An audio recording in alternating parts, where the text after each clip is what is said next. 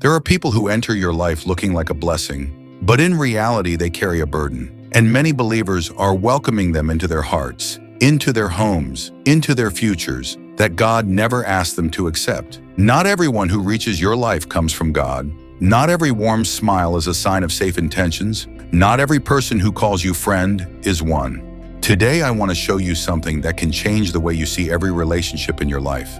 Not every person is to be welcomed. Some must be discerned, because there are people who, if you allow them close, will slowly affect your peace, your identity, and your walk with God. The Bible is clear in Proverbs 13:20 when it says, "Walk with the wise and become wise, for a companion of fools suffers harm." That means your life must have a filter. As believers, we are not called to live in suspicion of everyone, but we are called to live with sharp discernment. Because who you allow into your home, who you allow into your heart, and who you tolerate in your inner circle can shape your spirit far more than you can imagine. Today we are going to talk about 6 people you should never, under any circumstance, allow into your life. 1. Never let in the person who celebrates your failures. There is a type of person who is always present when things go wrong in your life, but mysteriously absent when God is blessing you. They offer sympathy, but underneath it, there is a quiet satisfaction. The Bible calls this envy dressed as friendship. Proverbs 27:6 says, "Wounds from a friend can be trusted, but an enemy multiplies kisses." Real friends tell you hard truths. False friends tell you what you want to hear until the moment your success threatens them. If someone consistently minimizes your victories, explains away your blessings, or subtly undermines your confidence, that is not a friend. That is a spiritual weight attached to your ankle. You are not built to carry people who are secretly rooting against you. Let them go, and let God fill that space with someone who genuinely rejoices in your growth. 2. Never let in the person who pulls you away from God. This is one of the most dangerous people you will ever encounter because they rarely look dangerous. They may not be atheists, they may even attend church, but every conversation with them leads you further from prayer, further from Scripture, further from the presence of God. 1 Corinthians 15:33 is a warning written in fire. Do not be deceived. Bad company corrupts good character. Notice that Paul says, do not be deceived, because this corruption does not happen overnight. It is gradual. It is subtle. One compromise at a time. One missed Sunday at a time. One silenced conviction at a time. If your relationship with a specific person consistently leaves you feeling spiritually dry, guilty, or disconnected from God, that relationship is not neutral. It is working against your eternal purpose. Distance is not cruelty. Sometimes distance is obedience. 3. Never let in the person who only appears during seasons of blessing. There is a type of person who loves you deeply when things are going well for you, when you have resources, when you have influence, when you have something to offer. But the moment hardship comes, they vanish. The story of the prodigal son in Luke 15 paints this picture exactly.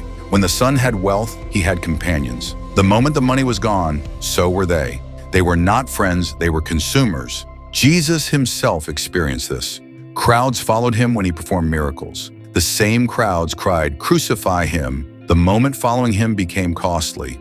Ask yourself honestly, are the people closest to you present in both your feasts and your famines? Because fair weather relationships are not relationships. They are transactions. And you were not made to be someone's resource. You were made to be someone's covenant. 4. Never let in the person who constantly sows seeds of doubt in your calling. God has placed something specific inside of you, a vision, a calling, a direction. And the enemy knows that if you walk fully in that calling, you will bear fruit that threatens his kingdom.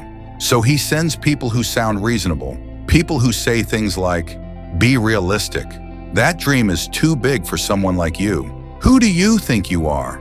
Numbers 13 records a devastating moment. 12 spies were sent into the promised land. 10 of them came back and said, "We cannot do it." Their words infected an entire nation.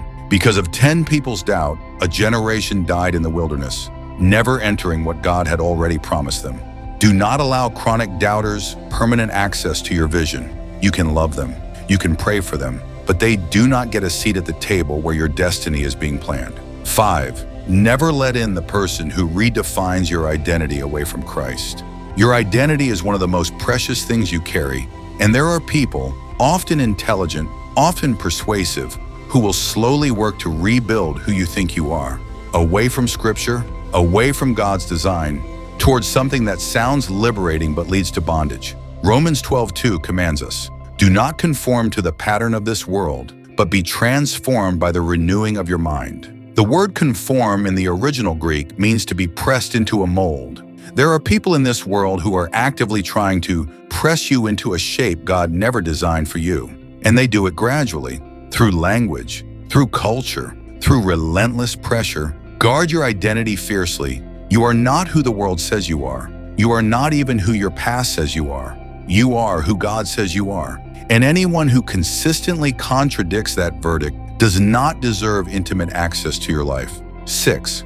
Never let in the person who demands your loyalty over your integrity. This is perhaps the most crucial warning of all, because these people often come disguised as the ones who love you most. Family members, longtime friends, business partners. They say, "After everything I've done for you," and then they ask you to compromise what you know is right. Micah 7:5 says, "Do not trust a neighbor, put no confidence in a friend. Even with the woman who lies in your embrace, guard the words of your lips." This is not a call to paranoia. It is a call to wisdom. When someone uses relationship as leverage to pull you away from righteousness, when loyalty to them requires disloyalty to God, the answer must always be the same. In Acts 5, Ananias and Sapphira chose loyalty to each other over integrity before God. It cost them both their lives. The people you allow to define your loyalties will ultimately shape your eternity. Choose integrity every time, without apology. Not everyone who is in your life right now has been assigned to your life by God. Some are there by habit, some are there by convenience, some are there because you have not yet found the courage to create distance. But you were not called to carry every relationship that has ever attached itself to you. You were called to walk purposefully with people who sharpen you, challenge you, and push you closer to God's design for your life. Proverbs 4:23 gives us the foundation of everything. Above all else, guard your heart, for everything you do flows from it. Your heart is not a public space. It is a sanctuary, and you are the steward of who gets access to it. If this message spoke to your life, share it right now with someone who needs to hear it. Subscribe to this channel to keep growing in biblical wisdom and discernment, and write in the comments, "I will guard my circle." Today I choose to walk with purpose and to let God decide who walks with me.